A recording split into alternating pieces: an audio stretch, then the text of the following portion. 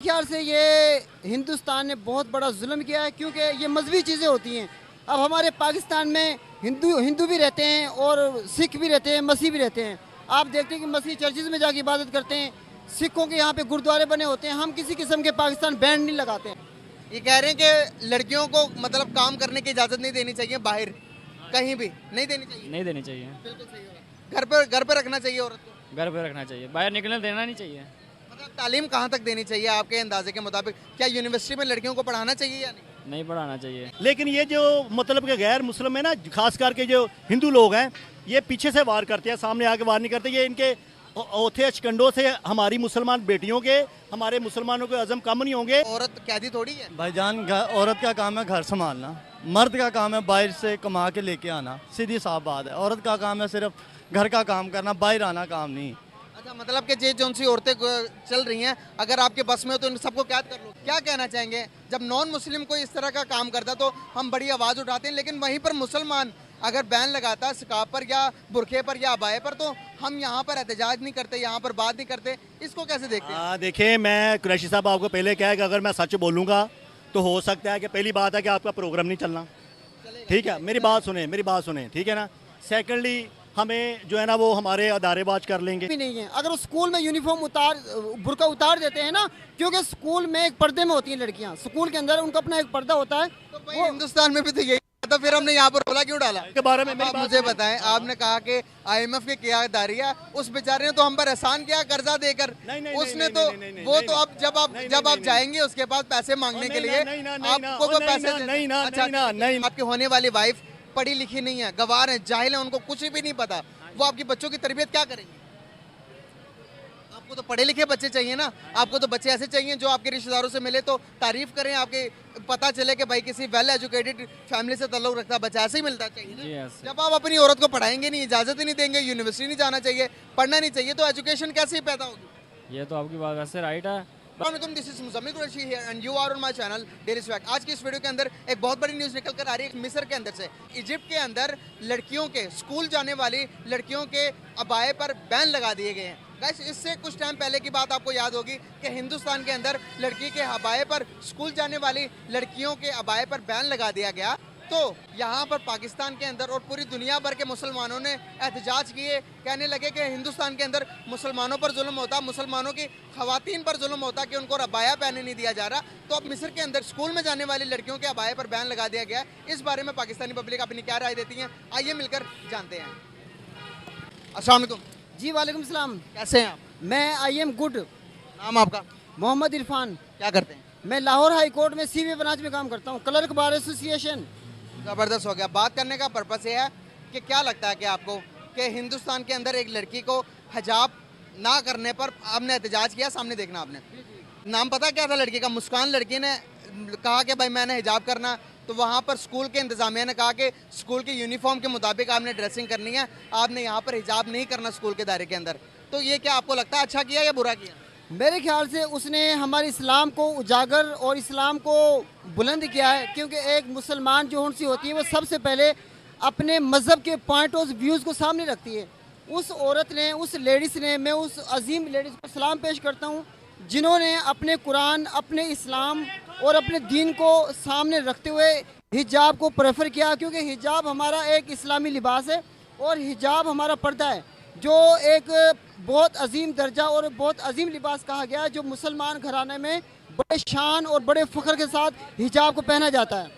तो क्या कहेंगे कि हिंदुस्तान के अंदर तो अभी बैन कर दिया गया उन्होंने हिजाब, स्कूल में जाने वाली लड़कियों के लिए, कॉलेज में जाने वाली, यूनिवर्सिटी जाने वाले के लिए हिजाब बंद किया। पहले आप इदारे के अंदर दाखिल होने के बाद आप हिजाब नहीं पहन सकते, वहीं यूनिफॉर्म पहन सकते हैं जो इस इदारे की है। तो सही किया या गलत किया? इसके खिलाफ क्या एहतजाज करते हैं, क्या करते हैं आप? मेरे ख्याल से ये हिंदुस्तान ने बहुत बड़ा जुल्म किया है, क्योंकि ये मजहबी चीज़ें होती हैं। अब हमारे पाकिस्तान में हिंदू भी रहते हैं और सिख भी रहते हैं, मसीह भी रहते हैं। आप देखते हैं कि मसीह चर्चिज़ में जाके इबादत करते हैं, सिखों के यहाँ पे गुरुद्वारे बने होते हैं। हम किसी किस्म के पाकिस्तान बैंड नहीं लगाते हैं। लेकिन अगर हिंदुस्तान ने वहाँ के पाकिस्तान की आवाम पे और पाकिस्तान की मुसलमान लेडीज़ ख़वातीन पे हिजाब पे बैंड लगाया है, तो ये उनकी तरफ से एक जुल्म है और एक दहशतगर्दी है, और वो अपनी पावर का मुसलमानों पे मिसयूज़ कर रहे हैं। बिल्कुल सही हो गया। अब यहीं पर अब मैं आपको इजिप्ट के बारे में बताता हूँ। इजिप्ट मिस्र के अंदर मुसलमान मुल्क है ना, जी जी, मिस्र मुसलमानों को मुबारक है। मिस्र के अंदर जो है लड़कियों के स्कूल पे जाने वाली लड़की, कॉलेज पे जाने वाली लड़कियों के हिजाब पर पाबंदी लगा दी गई है। अब वो मुसलमान मुल्क है, उसने पाबंदी लगाई है, आप क्या कहेंगे इस पर?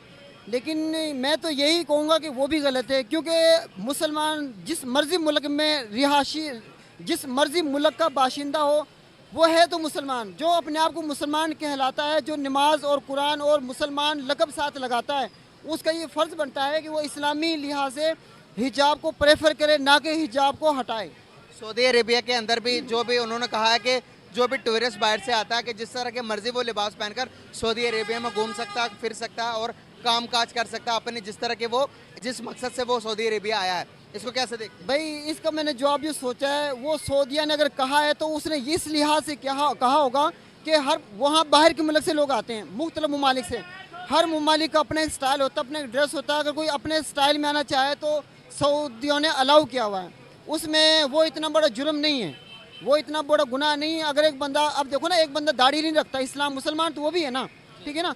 एक बंदा अगर अपने जिस कोई लिबास में उम्रा हज करता है, लेकिन उसका दिल साफ होना चाहिए, वो बंदा उम्रा हज करता है तो वो गवर्नमेंट का कोई पाबंद नहीं होना चाहिए। जैसे कि हम मुसलमानों में यहाँ पे हर तरह के लोग होते हैं, कोई गवर्नमेंट की तरफ से पाबंदी नहीं होती। वो सऊदी गवर्नमेंट का बयान है कि उनकी तरफ से कोई पाबंदी नहीं है। वो बंदे का अपना ज़मीर है, वो जिस तरह मर्जी वहाँ पे उम्रा करे, उसका अल्लाह के साथ उसका कनेक्शन है।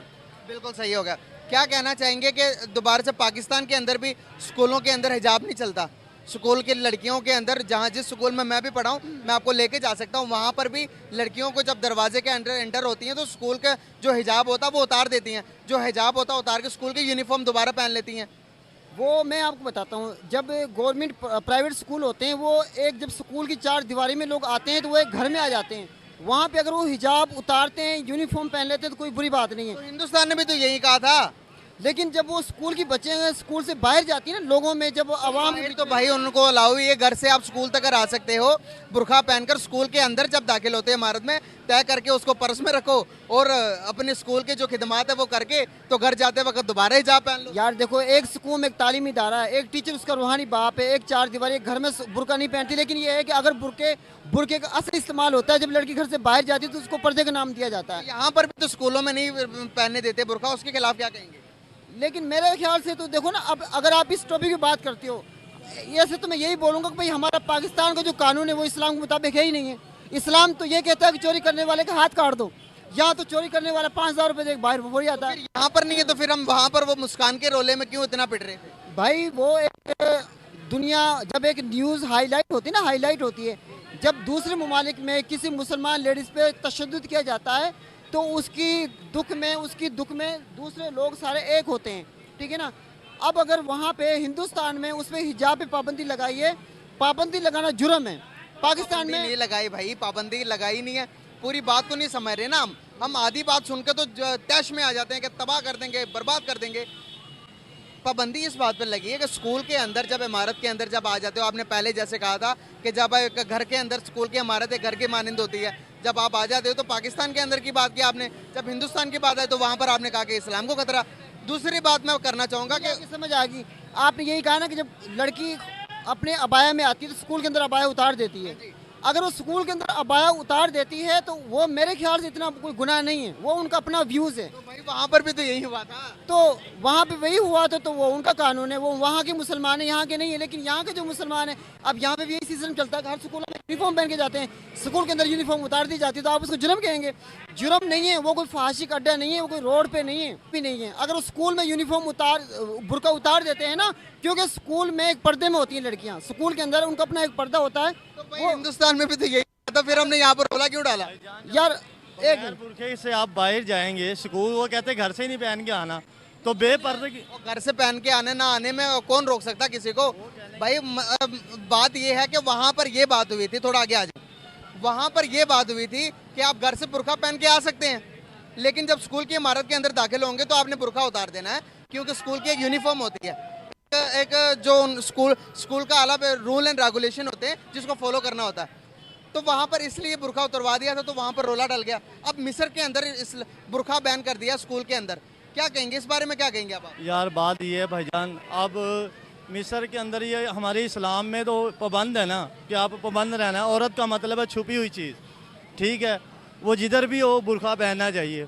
मुसलमान में, पाकिस्तान में हो, अमेरिका में हो, इंडिया में हो, लिबास पहनना चाहिए बुर्का। अब आप सऊदीया की बात कर रहे हैं, मिस्र की बात आपको सऊदीया की कर देता हूँ कि सऊदीया में अब अमेरिका ने सैलमें खोल दी हैं कि यार उधर नहीं खोलने चाहिए। दुबई में मंदिर बन गए। दुबई में मंदिर बन गए हैं और सऊदीया में तो औरत को लाइसेंस दे दिया गया कि ये गाड़ी चला सकती है। गलत बात है ये। गलत बात है, नहीं होना चाहिए। क्यों? नहीं यार, इस्लाम में जब इजाज़त नहीं है, नहीं होना चाहिए। औरत के तो अपने भी तो दिल करता होगा ना कि भाई वो गाड़ी चलाए, बाहर जाए। औरत कैदी थोड़ी है। भाईजान, औरत का काम है घर संभालना, मर्द का काम है बाहर से कमा के लेके आना। सीधी साफ बात है। औरत का काम है सिर्फ घर का काम करना, बाहर आना काम नहीं। अच्छा, मतलब कि जे जोन सी औरतें चल रही हैं, अगर आपके बस में हो तो इन सबको कैद कर लोगे आप? नहीं, कैद में नहीं। अब देखो, किसी ने शॉपिंग करने आना है, ठीक है, किसी ने सब्जी लेने आना है, आए। पर बात कहने का मकसद ये है कि पाबंद होना चाहिए, गौन पहनना चाहिए। वो जिधर भी हो औरत, मुसलमान औरत जहाँ भी हो, उससे लिबास पहनना चाहिए। मतलब अगर वो अपनी मर्जी से ना पहनना चाहे तो फिर क्या करेंगे? नहीं, अपनी मर्जी से। देखो, अब एक औरत है ना, मेरी सिस्टर है तो मेरा काम है। एक वाल साहब है, अगर किसी की बेटी है तो वो बाप का काम है। भाई बाप नहीं कहता तो बेटे का, भाई का काम है बोलना अपनी बहन को कि बेटा खुद इस्लाम पे फॉलो नहीं कर रहा, बेटे इस्लाम के मुताबिक सर पर टोपी और मुंह दाढ़ी भी रखनी चाहिए, कपड़े भी उस तरह के होने चाहिए। जब हमारे खुद के अमाल इस तरह के हैं तो हमारी बहन बेटी कैसे अमल करेंगे उस पर? बस यही तो बात है ना, यही तो गलती है। हाँ जी, हम अपने आप को ठीक नहीं कर रहे, हम अगले की तरफ अंगुली करके उसको ठीक करना चाह रहे हैं। तो ये पॉसिबल है? बस यही तो गलती है हमारी, जो मुसलमानों की, कि हम दूसरा कहने के बाद आपकी ठीक है कि औरत को घर का काम, अगर आप हालात ही ना ऐसे पैदा करें कि वो बाहर जॉब पे जाए या किसी बड़ी यूनिवर्सिटी में जाए, ठीक है, वो घर का काम घर करे, बस बात ये है। मतलब घर का काम घर पे करे, बाहर करने का कोई हक नहीं है। नहीं, देखो, बाहर का शॉपिंग करनी है करे। अब वो तबीयत ख़राब हो जाती है, वो बाहर आना है, ये घर तो ठीक नहीं हो सकता। अगर सब्जी लेके आना है तो वो आए, पर ये मतलब काम नहीं करने देना आपको? नहीं, काम नहीं करना चाहिए, करना ही नहीं चाहिए काम। नहीं करना चाहिए, किसी भी हाल में नहीं करना। नहीं, मजबूरियाँ भी होती हैं। फॉर एग्जाम्पल के एक बंदा एक जी, जी। बात ये है कि कहने का मकसद है, अब ऐसे चंद दिखा रहे हैं जिधर मर्द नहीं होते, उधर एक मजबूरी बन जाती है ना, बात ये है। तब मजबूरी देना तो जब उसका दिल कर रहा मैं काम भी करूं, बाहर जाकर स्कूल में टीचिंग करवाऊं, बच्चों की तरबियत दूं। और क्या तालीम के बारे में क्या कहेंगे कि तालीम कितनी देनी चाहिए लड़कियों को? तालीम देनी चाहिए। बात वही बात उधर ही पॉइंट आ जाता है कि लिबास जोन सा है ना, गौन वो होना चाहिए। हाँ जी, वो लाजम है। आप इनकी बात से एग्री करते हैं? नहीं समझ में क्या कह रहे हैं आप? ये कह रहे हैं कि लड़कियों को मतलब काम करने की इजाजत नहीं देनी चाहिए, बाहर कहीं भी नहीं देनी चाहिए। नहीं देनी चाहिए, बिल्कुल सही होगा। घर पे रखना चाहिए औरत को, घर पे रखना चाहिए, बाहर निकलने देना नहीं चाहिए। मतलब तालीम कहाँ तक देनी चाहिए आपके अंदाजे के मुताबिक? क्या यूनिवर्सिटी में लड़कियों को पढ़ाना चाहिए या नहीं? नहीं पढ़ाना चाहिए। मेरे कहने का मतलब है कि हिफ्ज़ करवाना चाहिए लड़कियों को, ज़्यादा से ज़्यादा कुरान हिफ्ज़ करवाना। कुरान हिफ्ज़ कराना चाहिए। आपने कितने सफारी हिफ्ज़ की? मैंने हिफ्ज़ नहीं किया हुआ, तो आपने हिफ्ज़ नहीं किया तो आप किसी पर कैसे मुसल्लत कर सकते हो कि लड़कियों को कुरान ही पढ़ाना चाहिए? क्योंकि आजकल के लोगों के जो से लड़के हैं ना, उनकी जो सी गंदी नज़रें हैं वो लड़कियों पे जाती है। लड़कियों के कोई किसी ने टाइट्स डाली हो, किसी ने टाइट्स डाली होती है, किसी ने बाल खुले चढ़े होते हैं और किसी ने लिपस्टिक वगैरह लगाई होती है। और जब लड़की जा रही होती है, रिक्शे पे बैठती है, स्टाइल देखती है और पीछे से लड़के मोटरसाइकिल लगाना शुरू कर देते हैं। इसी तरह से एक्सीडेंट वगैरह भी हो जाते हैं। आप मुझे एक बात बताओ कि जब आप खुद पैंट शर्ट पहनोगे, जीन्स पहनोगे, टाइट्स पहनोगे, तो आप अपने घर पे कैसे रोक सकते हो अपनी बहन को कि भाई आपने जीन्स नहीं पहने, टाइट नहीं पहनने? पहले खुद पे इम्प्लीमेंट करना पड़ता है ना चीज़। ये तो आप सही कह रहे हैं। हम वैसे लाहौर में आए हैं तो लाहौर का यही माहौल है वैसे, तो हम भी शलवार कमीज़ ही पहनते हैं। तो जाहिर सी बात, मैं तो भाई ने मुझे कहा था पैंट शर्ट डाल लो, मैंने कभी डाले नहीं। हमें चाहिए कि औरत को जितनी मर्द से ज़्यादा ज़रूरी तालीम औरत की है। अगर आप लड़की को पढ़ाएंगे, मर्द ही दे सकता है। कैसे मर्द दे सकते? मर्द ही दे सकता है। अब आप मुझे बताएं कि आपकी फॉर एग्जांपल आपकी होने वाली वाइफ पढ़ी लिखी नहीं है, गवार है, जाहिल है, उनको कुछ भी नहीं पता, वो आपकी बच्चों की तरबियत क्या करेंगे? आपको तो पढ़े लिखे बच्चे चाहिए ना, आपको तो बच्चे ऐसे चाहिए जो आपके रिश्तेदारों से मिले तो तारीफ करें, आपके पता चले कि भाई किसी वेल एजुकेटेड फैमिली से ताल्लुक रखता बच्चा, ऐसे ही मिलता चाहिए जी ना। ऐसे। जब आप अपनी औरत को पढ़ाएंगे नहीं, इजाज़त ही नहीं देंगे, यूनिवर्सिटी नहीं जाना चाहिए, पढ़ना नहीं चाहिए, तो एजुकेशन कैसे ही पैदा होगी? ये तो आपकी बात वैसे राइट है, पर जो सा मैं कह रहा हूँ ना, वो पैंट शर्ट नहीं डालनी चाहिए औरत को। क्या कहेंगे? मैं मेरी बात से एग्री करते हैं? बात ये है, वो भाई कह रहे हैं कि बाहर नहीं निकलना चाहिए। बात वो इधर आ जाती है कि बाहर निकलें, ठीक है। बात के लिबास है ना जोन सा, वो अब आपको लिबास को भाई पहले अपने आप को हमें ठीक करना पड़ेगा, पहले हमें अपने आप को ठीक करना पड़ेगा। आप मुसलमान कहते हैं खुद को, तो नबी के मुताबिक, तरीके के मुताबिक आप सर पर टोपी दाढ़ी रखें और अपने घर पे भी कहें अपनी माँ बहन। मैं भी अपनी माँ बहन को तब कह सकता हूँ जब मेरे हालात खुद के इस्लामी मुताबिक होंगे। जब मैं खुद अंग्रेजों को फॉलो कर रहा हूँ और मैं कहूँगा घर पे इस्लाम आना चाहिए, तो भाई दैट इज नॉट पॉसिबल। जी है कि नहीं है? जी जी पहले बिल्कुल। खुद से इम्प्लीमेंट करें, फिर अगले पर ट्राई करें। गाइस, कैसा लगे आपको हमारी कन्वर्सेशन, जरूर बताइएगा। हम चाहते हैं कि अगला बंदा ठीक हो, लेकिन सबसे पहले खुद को ठीक करना पड़ेगा और तालीम अपने आप से शुरू करनी पड़ेगी। सबसे पहले एजुकेशन देनी पड़ेगी आवाम को, उसके बाद शोर आएगा। अस्सलाम वालेकुम, जी वालेकुम सलाम। कैसे हैं आप? अल्लाह का करम कराशी साहब। नाम आपका? सुहेल बाजवा, परसियाला वर्किंग ग्रुप। ज़बरदस्त हो गया।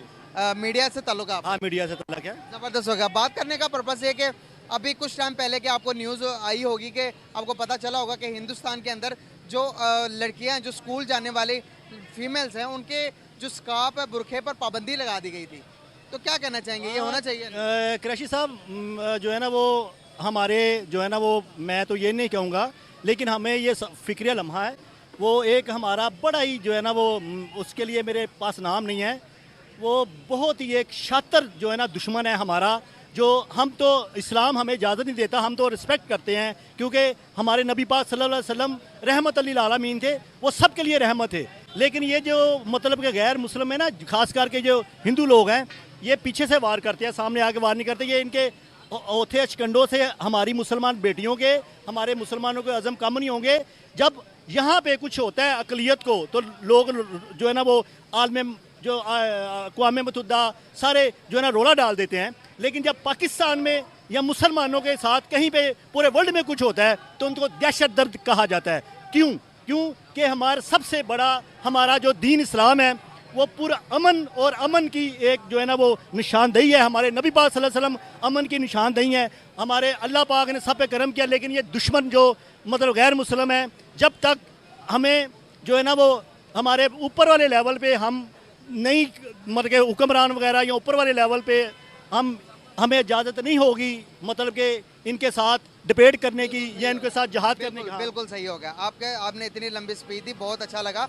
लेकिन इसके बरक्स अगर बताऊं, अभी इजिप्ट से न्यूज़ आई है, इजिप्ट मिस्र से, मिस्र इस्लामिक कंट्री है, वहाँ पर भी उन्होंने कहा कि जो लड़कियों का स्कार्फ है, स्कूल जाने वाली हैं, उनके पाबंदी लगा दी है बुरखे, हिजाब और अबाया पर। क्या कहना चाहेंगे? जब नॉन मुस्लिम कोई इस तरह का काम करता तो हम बड़ी आवाज़ उठाते हैं, लेकिन वहीं पर मुसलमान अगर बैन लगाता है स्कार्फ पर या बुरखे पर या अबाए पर, तो हम यहाँ पर एहतजाज नहीं करते, यहाँ पर बात नहीं करते। इसको कैसे देखते हैं? देखिए, मैं कुरैशी साहब आपको पहले कहा कि अगर मैं सच बोलूँगा तो हो सकता है कि पहली बात है कि आपका प्रोग्राम नहीं चलना, ठीक है? मेरी बात सुने, ठीक है ना? सेकेंडली, हमें जो है ना वो हमारे अदारेबाज कर लेंगे, ठीक है ना? अब आपने बात की है मिस्र की, तो आप पता नहीं मिस्र को क्या मुफादात हैं, क्योंकि पूरे वर्ल्ड में इस्लाम के ऊपर तंग दस्ती की जा रही है। उसको फाइनेंशियली तौर पे IMF जो है ना वो उसको बिगाड़ है। जैसे हमारे यहाँ पे जो है ना बहुत ज़्यादा चीज़ें अशिया महंगी हो गई हैं, हम आपस में रोना पीटा पीट रहे हैं, लेकिन ये सारी जो है ना वो आलमी जो बरादरी है IMF उसकी कियादारी है कि हमें खाना जंगी में चला जाए। हम अपने हुक्मरानों के बारे में आप मुझे बताएं, आपने कहा कि IMF की कियादारी है, उस बेचारे ने तो हम पर एहसान किया कर्जा देकर। उसने तो वो तो अब जब आप जाएंगे उसके पास पैसे मांगने के लिए आपको वो पैसे नहीं ना, IMF ने एहसान कौन सा किया ना? किस बात का एहसान किया उसने?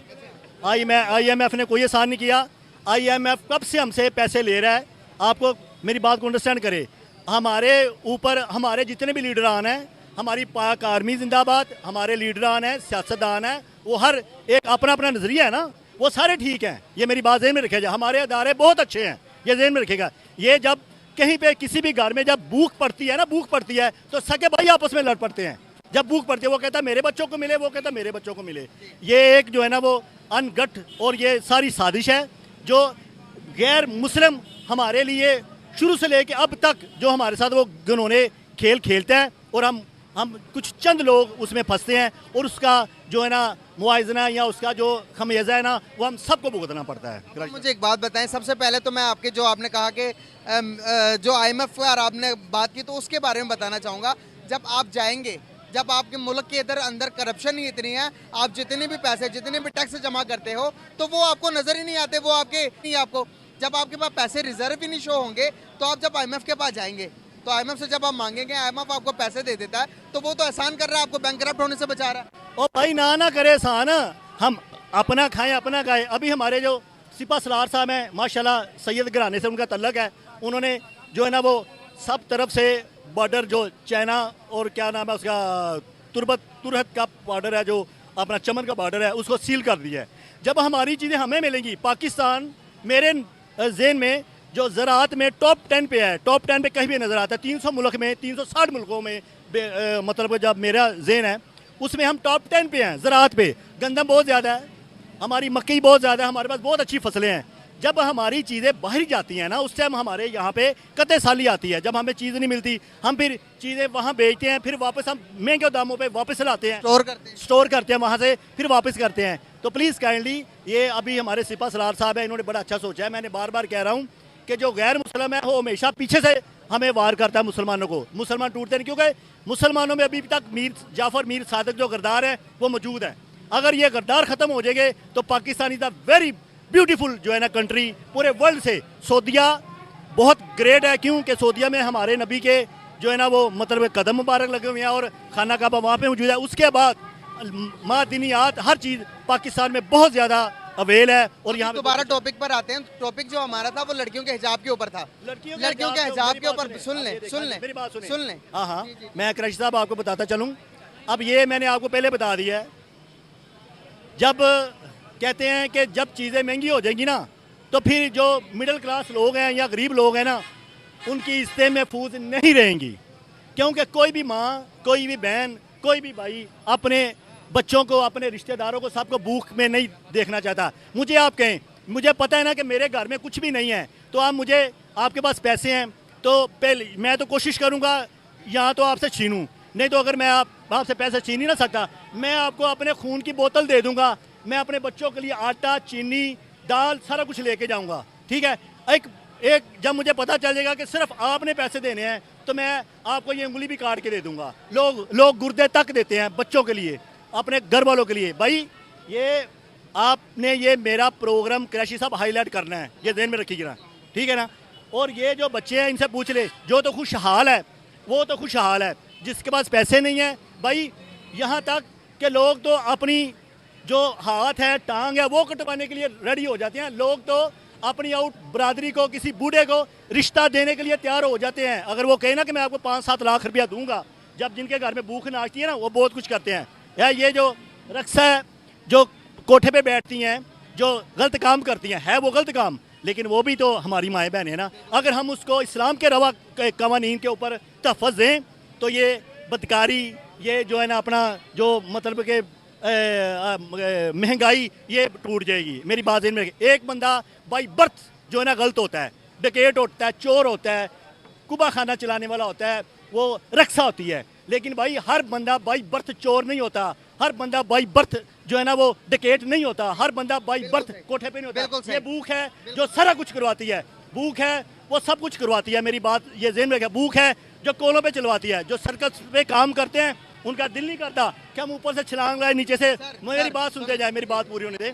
हम ऊपर से छलांग लगाए और नीचे आए, वो अपने पेट के लिए सब कुछ करते हैं। क्रैशी साहब बिल्कुल सही, बहुत अच्छा लगा, बहुत अच्छी तरह से आपने एक्सप्लेन किया बात को। लेकिन यहाँ पर हमें रोटी के लाले पड़े हुए हैं, यहाँ पर एनर्जी क्राइसिस, फूड क्राइसिस पड़े हुए हैं। उसी तरफ, दूसरी तरफ आप देखते हैं बांग्लादेश, आप देखते हैं अफगानिस्तान, आप देखते हैं हिंदुस्तान कहाँ पर चले गए। आज दुनिया की 5वीं बड़ी मैशत बना ली उन्होंने। आज बांग्लादेश भी आज़ाद होकर आज देखें कि उनके रिजर्व $40 बिलियन हैं। अगर आप बात करेंगे अफगानिस्तान की करेंसी आज हिंदुस्तान की करेंसी को बीट कर गई, दुनिया में तरक्की कर गए। वो क्या वजूहत है? क्रैशी साहब आइए हम जो है ना क्या नाम है, एटमी पावर है, अल्लाह ने कायम दाम हमें रखना है, हम एटमी पावर्स हैं। मेरी बात ज़हन में रखिएगा, पूरे जो वर्ल्ड के जो है ना वो दुश्मन है ना, उनकी नज़रें पाकिस्तान पे हैं। ये चाहे हमें मुआशी जो है ना वो क्या नाम है तरीके से डैमेज करने की कोशिश करें। लगता है जो जहाँ तक मैं चीज़ें समझता हूँ, आपने कहा कि वर्ल्ड की नज़रें सारी पाकिस्तान पर है, तो मुझे लगता है कि ये हमारी गलत फहमी है। जहाँ तक आप देखेंगे सबसे बड़े बड़े इस्लामी मुल्क भी हैं, सऊदी अरेबिया जहाँ पर 55 इस्लामी मुल्क हैं। हम अपनी गलती नहीं मान रहे, हम दूसरों पर डाल रहे हैं। सुन ले अगर आज सारी दुनिया की नजरें हम पर होती तो क्या आज हमारे ये हालात होते? आज हम अपनी गलती क्यों नहीं मान रहे? हम काम क्यों नहीं कर रहे? कराची साहब वो नजरें नहीं मैं कह रहा, एक जो पहलवान होता है ना उसको लोग पकड़ते हैं, कुछ लोग रिश्तेदार होते हैं वो कहते हैं इसको नशे पे लगा दो, जैसे जारा हो गया, नोकी पहलवान हो गया, ठीक है, ये देख लें, ये आप वो मेरी बात को समझे आप। हाँ जी, नेगेटिव और पॉजिटिव दोनों सोचे। हम पाकिस्तान, आपका पाकिस्तान से तल्लक है जी ना, तो आप पाकिस्तान की बात करें। आया बांग्लादेश हमारा स्मॉल ब्रदर है पाकिस्तान का। अफगानिस्तान अब तक अल्हम्दुलिल्लाह हमने उसको जो है ना वो फाइनेंशियली और सारा कुछ खुराक वगैरह हमारी तरफ से जाती थी, ठीक है ना। ये सारा जो निज़ाम है ना, पाकिस्तान बड़ी अच्छी कंट्री है, लेकिन यहाँ पे जैसे जनरल साहब ने एक्शन लिया है, जो मतलब कि अब बंद कर दिया उन्होंने जो है ना स्मगलिंग, और उसके रिजल्ट आ रहे हैं, पेट्रोल सस्ता होगा, आटा सस्ता होगा, अल्लाह करे हो जाए। जो हमारा मुल्क रिलेशन के बारे में क्या कहेंगे पड़ोसियों के साथ, किसी भी पड़ोसी के साथ? आप बताएं, चाइना के अलावा हमारे रिलेशन कौन से पड़ोसी के साथ बेहतर है? बड़े अच्छे बेहतर हैं भाईजान के साथ भी। वाघा बॉर्डर में जब वो मतलब कि परेड होती है, सारे फौजी मिलते हैं, सारा कुछ अच्छे तरीके से होता है। जो हिंदू लोग हैं वो इधर आते हैं, हमारे लोग उधर जाते हैं। ये हमें एक जो है ना बस अजीब सी कशमकश में डाला हुआ है। बात समझ आ रही है? हम जो है ना सिर्फ पाकिस्तान और इंडिया के मैच तक महदूद हैं। खिलाड़ी जब पाकिस्तान जीता है वो उनको मिलते हैं, जब इंडिया जीता है तो पाकिस्तान वाले ऐसे मिलते हैं। बात समझ रही? ये हमारे जो है ना वो मतलब जज्बात के साथ खेला जाता है। कराची साहब बिल्कुल सही हो गया। कोई मैसेज देना चाहेंगे आप? मैसेज यही है कि अपना मुल्क है, इसको हमने संवारना है। हमने देखना है कि हमारे मोहल्ले में कौन भूखा है, हमारे इर्द गिर्द में कौन भूखा है। इस्लाम की जो नबी पाक सल्लल्लाहु अलैहि वसल्लम के नबी पाक सल्लल्लाहु अलैहि वसल्लम ने फरमाया है, तो ये काश हम जो है ना सारा निज़ाम बेहतर कर रहे हैं। हमने और आपने मिलकर ये निज़ाम बेहतर करना है। बहुत शुक्रिया, बहुत शुक्रिया, थैंक यू सो मच।